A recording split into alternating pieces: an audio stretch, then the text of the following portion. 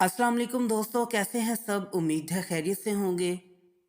तो दोस्तों, आज हम बात करेंगे कि उर्दू और हिंदी ज़ुबान का आपस में क्या रिश्ता है, या यूं कह लें कि उर्दू और हिंदी में क्या फ़र्क है, और क्या हिंदी हिंदुओं की और उर्दू मुसलमानों की ज़ुबान है, और महात्मा गांधी ने उर्दू हिंदी तफरीक के बारे में क्या कहा था। जानने के लिए वीडियो को एंड तक देखें, और जिन्होंने मेरा चैनल सब्सक्राइब नहीं किया वह ज़रूर करें, ताकि इसी तरह हिस्ट्री से मुतल्लिक आपके नॉलेज में इजाफा होता रहे। तो चलिए दोस्तों, वीडियो शुरू करते हैं।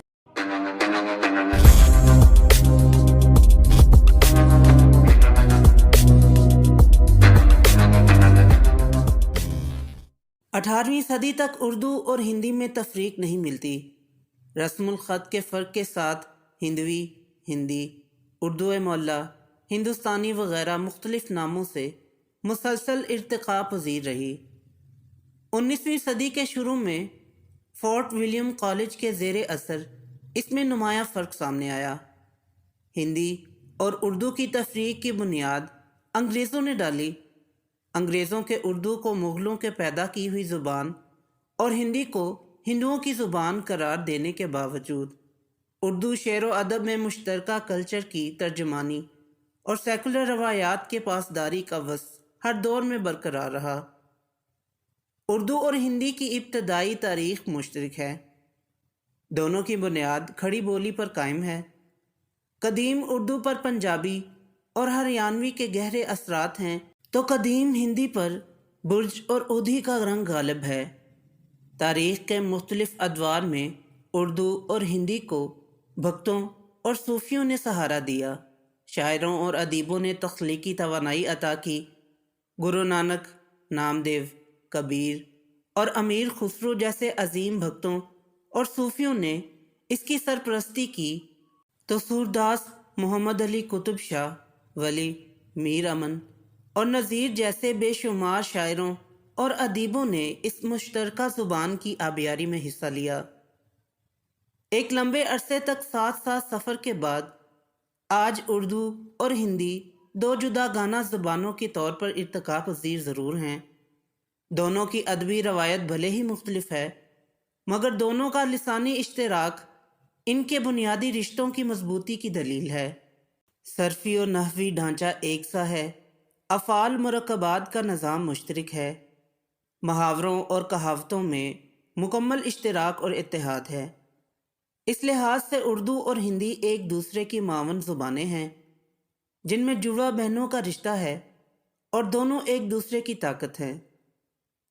इतना तो हर शख्स जानता है कि इब्तदाई दौर में उर्दू ज़ुबान का नाम हिंदवी, हिंदी और हिंदुस्तानी था। इसके अलावा दहलवी, गुजरी, दक्कनी, रेख्ता, ज़ुबान हिंदुस्तान और उर्दू मोहल्ला के नाम से भी इसको याद किया जाता था। इसे उर्दू ज़ुबान का नाम 18वीं सदी के अवाखिर में दिया गया। 18वीं सदी ईस्वी में ईस्ट इंडिया कंपनी के ज़रिए हिंदुस्तान में अंग्रेज़ों का अमल दखल शुरू हुआ। इन्होंने हिंदुस्तान पर कब्ज़ा जमाने का मंसूबा बनाया, जिसके लिए इन्होंने साजिशें करना शुरू की। कलकत्ते में फोर्ट विलियम कॉलेज कायम करके ज़ुबान के झगड़े की बुनियाद रखी। 18वीं सदी के अवाखिर में जब हिंदुस्तान के बेशतर इलाकों पर अंग्रेज़ों की गिरफ्त मजबूत हो गई, तो इन्होंने फूट डालो और हुकूमत करो की हिकमत अमली को अपनी हुकूमत की बुनियाद बनाया। बरतानवी हुकाम ने जब ये महसूस किया कि यहाँ की दोनों बड़ी कौमें बाहम शीरो शकर होकर इनके खिलाफ बरसरे पेकार होने के लिए पर तोड़ रही हैं, और यहाँ की मुकामी ज़ुबानें जो सियासी बेदारी का वसीला हैं, बाग़ियाना इजहार की अलामत बनकर पेशरफ्त कर रही हैं, तो इन्होंने ज़ुबानों के ख़िलाफ़ भी साजिशें शुरू कर दी। अव्वलन नाम का सहारा लेकर हिंदी को हिंदुओं की कदीम ज़ुबान और उर्दू को मुसलमानों की ज़ुबान से मौसूम किया। आगे चलकर अंग्रेज़ों ने ही अपनी साजिशों के तहत उर्दू हिंदी तनाज़ा खड़ा किया। इस झगड़े की तफसील में जाए बगैर उर्दू और हिंदी का तारीख़ी पस मंज़र बताना ज़्यादा ज़रूरी मालूम होता है, जिससे दोनों के मुस्तहकम रिश्ते की रवायत का पता चल सके। मेरी इस वीडियो में اردو کی تاریخ تفصیل سے بیان کی گئی ہے، جس کا لنک اوپر آ رہا ہے اور ڈسکرپشن میں بھی دیا گیا ہے۔ اب ہم بات کرتے ہیں ہندی کا تاریخی پس منظر۔ ہندی اور اردو ایک ہی قبیلے کی زبانیں ہیں، دونوں کی بنیاد ایک ہے۔ یہ دونوں کھڑی بولی کے دو روپ ہیں۔ ابتدا سے 18ویں صدی عیسوی تک ہندی اردو کا فرق محسوس نہیں کیا جا سکتا تھا۔ زبان کا نام یا رسم الخط کا کوئی مسئلہ نہیں تھا۔ 18ویں صدی میں دونوں کا فرق محسوس کیا جانے لگا۔ یہ فرق سنسکرت اور فارسی کے گہرے اثر اور رسم الخط سے نمایاں ہوا۔ چونکہ کئی سو سال تک ہندوستان میں فارسی کا بول بالا رہا، اس لیے جدید ہندوستانی زبان پر فارسی کے گہرے اثرات مرتب ہوئے۔ یہ اثر سب سے زیادہ کھڑی بولی پر پڑا۔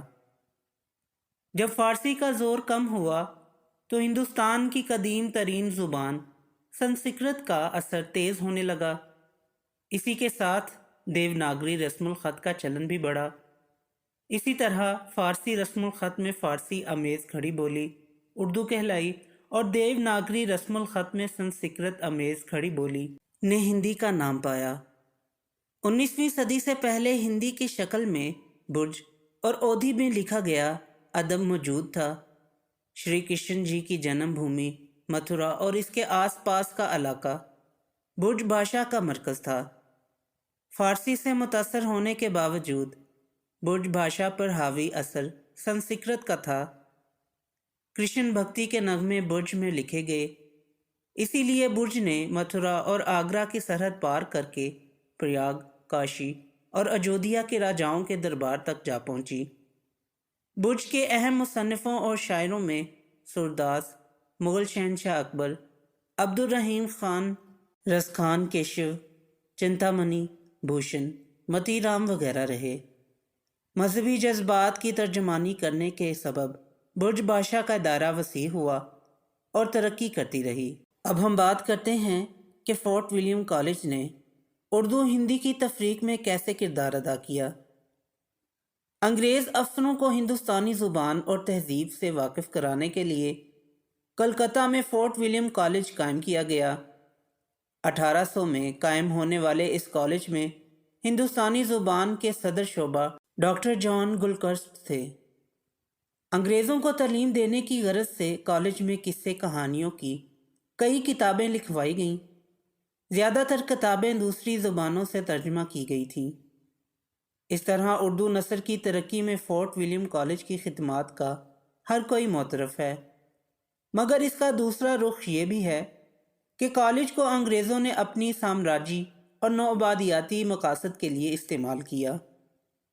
کالج کے ذریعے لسانی تفریق کا بیج بویا۔ سامراجیوں نے دیکھا کہ ہندوستان میں مختلف علاقائی بولیوں کے درمیان فارسی کو مرکزیت حاصل ہے۔ اس نے ہندوستانیوں کو زبان و تہذیب کے ایک اتحاد میں باندھ رکھا ہے، تو انہوں نے مشترکہ تہذیب کے اس اتحاد کو توڑنا ضروری سمجھا۔ اس مقصد کے لیے مشترکہ عوامی زبان یعنی اردو کو فارسی سے جوڑ کر اسے مغلوں کی زبان قرار دیا۔ دوسری طرف دیوناگری رسم الخط میں سنسکرت امیز کتابیں بھی لکھوائیں۔ ان کتابوں کے ذریعے کھڑی بولی کے ایک ایسے طرز کو عام کیا جو سنسکرت امیز ہونے کے سبب مشترکہ عوامی زبان سے مختلف تھا۔ یہیں سے برطانوی حکام اردو اور ہندی کی دو الگ الگ راہیں متعین کروانے میں کامیاب ہوئے۔ ہندی ہندوؤں کی اور اردو مسلمانوں کی زبان۔ ہندی ہندوؤں کی اور اردو مسلمانوں کی زبان ہونے کی غلط فہمی ہے۔ زبانوں کا کوئی مذہب نہیں ہوتا۔ ہندوستان میں زبانوں کو مذہب سے جوڑنے کا کام سامراجی قوتوں اور تقسیم کی سیاست نے کیا۔ ہم آئے دن مشاہدہ کرتے ہیں کہ ہندوستان کے تمام ہندوؤں کی زبان ہندی نہیں ہے۔ بالکل اسی طرح اردو تمام ہندوستانی مسلمانوں کی زبان نہیں۔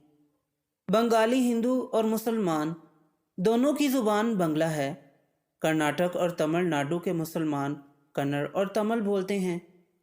اگر زبان کا کوئی مذہب ہوتا تو دنیا بھر میں جتنے مذاہب ہیں اتنی ہی زبانیں ہوتیں، لیکن ایسا نہیں ہے۔ ہندوستان کی جدید آریائی زبانوں پر مسلمانوں کی فارسی، ترکی، اور عربی کا اثر پڑا، اس اثر سے یہاں کی زبانوں میں گوشگوار تبدیلیاں واقع ہوئیں۔ اس کے باوجود کسی ایک آریائی زبان کو مسلمانوں کی زبان قرار نہیں دیا جا سکتا۔ یہ ضرور ہو سکتا ہے کہ کسی زبان کے بولنے والوں میں ایک خاص مذہب کے لوگوں کی تعداد زیادہ ہو اور دوسرے مذاہب کے لوگ کم ہوں۔ مہاتما گاندھی نے کہا تھا کہ ہندی بھاشا میں اسے کہتا ہوں جسے اتر میں ہندو اور مسلمان بولتے ہیں اور جو دیوناگری اور اردو لکھاوٹ میں لکھی جاتی ہے۔ ہندوستان کے اتری حصے میں مسلمان اور ہندو دونوں ایک ہی بھاشا بولتے ہیں، فرق صرف پڑھے لکھوں نے پیدا کیا ہے، یعنی پڑھے لکھے ہندو ہندی کو سنسکرت بھری بنا ڈالتے ہیں۔ نتیجہ یہ ہوتا ہے کہ بہت سے مسلمان اسے سمجھ نہیں پاتے۔ لکھنؤ کے مسلمان بھائی فارسی لدی اردو بول کر اسے ایسی شکل دے دیتے ہیں کہ ہندو نہیں سمجھ سکتے۔ یہ دونوں غیر زبانیں ہیں اور عام جنتا کے بیچ اس کی کوئی جگہ نہیں۔ ہندوستانی کا مطلب اردو نہیں بلکہ ہندی اور اردو کی وہ خوبصورت ملاوٹ ہے جسے اتری ہندوستان کے لوگ سمجھ سکیں اور جو ناگری یا اردو لکھاوٹ میں لکھی جاتی ہو۔ یہ پوری راشٹر بھاشا ہے، باقی جو کچھ ہے وہ ادھورا ہے۔ پوری راشٹر بھاشا سیکھنے والوں کو اب دونوں ہی لکھاوٹیں سیکھنی چاہیے۔ راشٹر پریم کا ٹھیک یہی تقاضا ہے۔ تو دوستو، یہ تھی آج کی ویڈیو پسند آئی ہو تو لائک ضرور کریں اور میرے چینل کو سبسکرائب کریں۔ پھر ملتے ہیں ایک نئی ویڈیو کے ساتھ، تب تک کے لیے اجازت دیں۔ اللہ حافظ۔